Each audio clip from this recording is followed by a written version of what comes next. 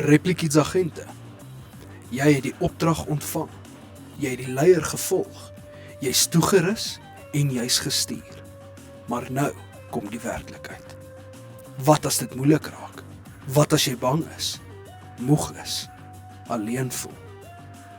Jou mission, as jy kies om dit te aanvaar, is om getrou te bly, ongeag van wat voorlê. Hierdie mission gaan nie vandag eindig nie. Dis nou dat dit regtig begin.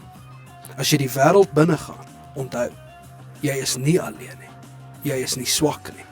Jy's nie klaar nie. Jy's versterk, vol van sy gees en tot alles in staat.